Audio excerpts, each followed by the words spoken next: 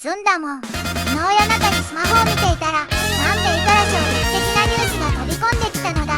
100年以上の歴史を持つ、世界で最も熱狂的なサッカーカップ戦。その2026年版の組み合わせ抽選が行われ、アルゼンチンとブラジルの強豪クラブたちが火花を散らすことになったのだ。これ、日本のサッカーファンにも絶対に知っておいてほしい話なのだ。南米のサッカーカップ戦で具体的に何が起きたんですか？ 2026 年3月19日、南米サッカー連盟コンメボルがパラグアイ本部で豪華抽選ガラを開催したのだ。リベルタドーレスとコパスダメリカーナ、南米の2大カップ戦の組み合わせが一挙に決まったのだ。コロンビア代表 GT のエネイギータとウルグアイ代表 DF のディエゴ、個人が抽選役を務めた。まさに南米サッカーの歴史が凝縮した夜だったのだ。コパ、リベルタドーレスとコパスダメリカナってどう違うんですか？日本でいうと何に相当するイメージですか？いい質問なのだ。簡単に説明するとこうなのだ。コパ、リベルタドーレスはヨーロッパのチャンピオンズリーグに相当する南米最高峰のカップ戦なのだ。各国リーグの上位チームだけが出場できる、いわばエリート中のエリートの舞台なのだ。一方のコパ、スダメリカーナはヨーロッパのヨーロッパリーグに相当する、リベルタドーレスに出られなかったチームたちも参加できる、第2の南米カップ戦なのだ。でも侮れない。スダメリカーナの優勝チームは翌年のリベルタドーレスに出場できるから、逆転のチャンスもあるのだ。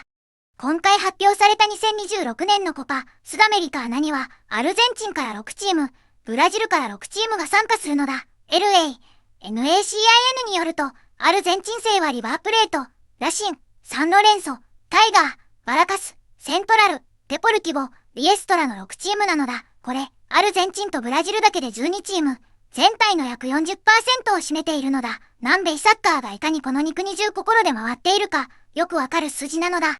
でも先輩、リバープレートってアルゼンチンの超名門クラブですよね。それがコパ、スダメリカーナに出るって、むしろ格下の大会に出ることになりませんか？鋭いツッコミなのだ。その通りで、リバープレートは過去にリベルタドーレスを4回制はした名門中の名門なのだ。12年ぶり、それは燃えますね。しかも実は、リバープレートがコパ、スダメリカーナに出場するのは2014年の優勝以来、実に12年ぶりのことなのだ。つまり直近12年間はずっとコパ、リベルタドーレスに出続けていたということなのだ。今シーズン、アルゼンチン国内リーグでの成績が振るわず、リベルタドーレスの出場権を逃してスダメリカーナに回ってきたのだ。強豪クラブでもシーズン次第でこういう事態になる。それが南米サッカーのいかめしさなのだ。ちょっと待って、12年ぶりって、私が小学校低学年の時じゃないですか。笑い、それだけ強豪として君臨してたんですね。さて、NACIN によると今回のコパ、スダメリカーナ2026のグループ分けを確認していこうのだ。全8グループ、それぞれ4チームがいる形なのだ。アルゼンチン勢はバラバラに散らばっているのだ。まずリバープレートはグループ H、相手はブラジルのレッドブル、ブラガンチーノ、ボリビアのブルーミング、そしてベネズエラのカラボボなのだ。3国と対戦する、まさに南米横断の戦いなのだ。続いてラシン。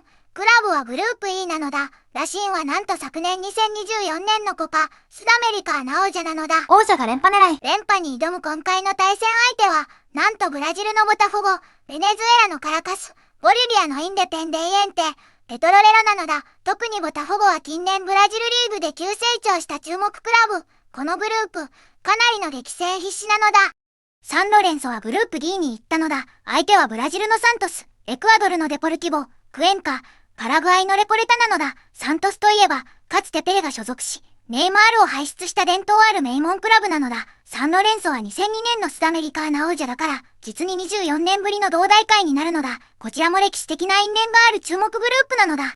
サントスって、ネイマールを輩出したクラブですよね。今もそんなに強いんですか？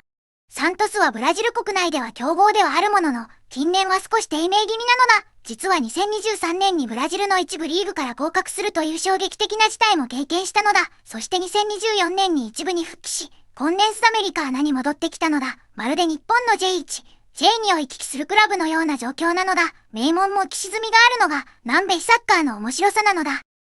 残りのアルゼンチンハズも確認するのだ。タイガーはグループ A でコロンビアのアメリカ、カリ、エクアドルのマカラ、ペルーのアリアンサ、アトレティコと対戦なのだ。バラカス、セントラルはグループ G でパラグアイのオリンピア、ブラジルのバスコ、ガマ、チリのアウダックス、イタリアーノと、デポルティボ、リエストラはグループ F でブラジルのグレミオ、チリのパレスティーノ、ウルグアイのモンテビデオ、シテイ、トルクと対戦なのだ。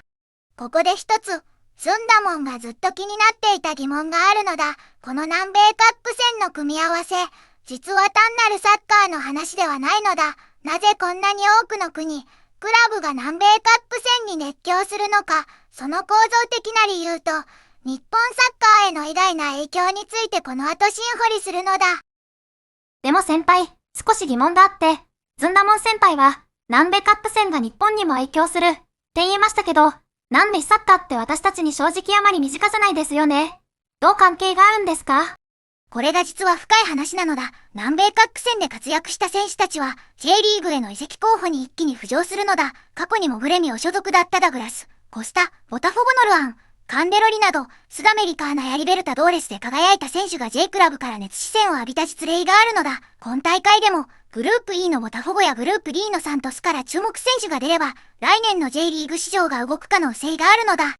ここまでのポイントを整理するのだ。2026年コパ、スダメリカーナの抽選が完了し、アルゼンチンから6チーム、ブラジルから6チームが参戦することが決まったのだ。リバープレートは12年ぶりの出場でグループ H。ラシンは昨年王者として連覇を狙いグループ E で激戦に臨むのだ。そしてこの大会、南米の強豪クラブをめぐる選手の動向が、なんと J リーグにも影響を与えうるのだ。ここからはさらに深い話にいるのだ。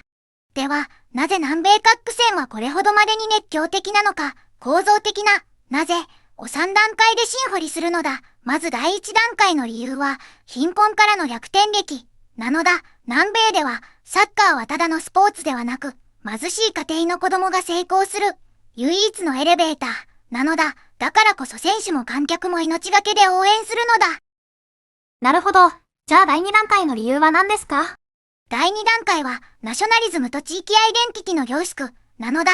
南米では各クラブが特定の地域、階層、出身と強く結びついているのだ。例えばボカ、ジュニアーズは移民労働者の町や、ボカを代表し、リバープレートは13階級の象徴なのだ。クラブ、地域の誇り。クラブの勝敗が、その地域のプライドそのものに直結しているのだ。日本で言えば、浦和レッズが負けたら埼玉が負けた、というレベルの熱狂さなのだ。それが8グループ32チームで一斉に爆発するのが南米カップ戦なのだ。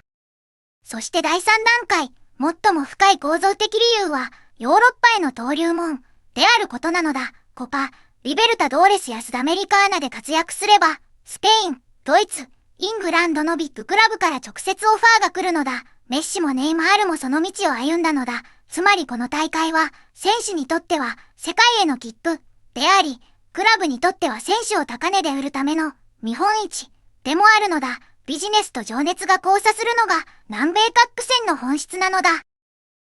私、正直に言います。この話を聞いて、南米カップ戦ってただのサッカー大会じゃなくて、社会の縮図みたいなものだと思いました。貧困からの夢、地域のプライド、そして世界市場への接続。これって、日本の J リーグが参考にすべきことがたくさんあるんじゃないですか？紬、鋭いのだ。そこでズンダモンが注目しているのが、J リーグと南米の接続点なのだ。実際に日本の数字で見ると、J1 クラブの外国人選手の出身国1くらいは依然としてブラジルで、全体の外国人選手の約 30% を占めているのだ。そのブラジル人選手の多くが南米カップ戦出場クラブの出身なのだ。つまり今回の組み合わせで注目された選手が、1、2年後に J リーグでプレーする可能性は十分にあるのだ。ここで最初の話に戻るのだ。ズンダモンが夜中にスマホを見て衝撃を受けたのは、単にグループ分けが決まったという事実だけじゃなかったのだ。リバープレートの12年ぶりの出場、ラシンの連覇挑戦、そしてサントスの復活劇、これらはすべて南米サッカーが持つ復活と逆転の物語そのものなのだ。そしてその物語は遠い南米の話ではなく、J リーグの未来にも確実につながっているのだ。では最後に、ズンダモンの予測タイムラインを発表するのだ。1月後、グループステージが開幕し、リバープレートとブラガンチーノの激突が話題を集めるのだ。3月後、グループ突破のなめ方が見えてくる。ラシンが連覇の本命か、サントスの復活か、注目なのだ。そして半年後、今大会で輝いた南米の若手選手に、J リーグのスカートが接触を始めるのだ。実はこのサイクルが、南米サッカーと J リーグを静かにつないでいるのだ。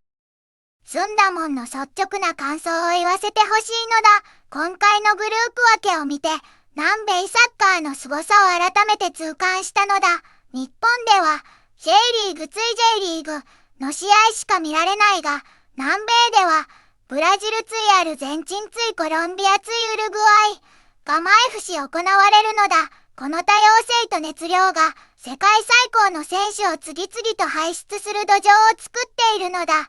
日本もいつか ACL がこのレベルに達する日をスンダモンは心から待ち望んでいるのだ。今回の南米カップ戦2026、皆さんはどのチームを応援しますか？リバプレートの復活劇か、ラシンの連覇か、それともサントスの復活か、コメントで教えてほしいです。こんにちは。2026年コパ、スダメリカーナの組み合わせ抽選について新掘りしたのだ。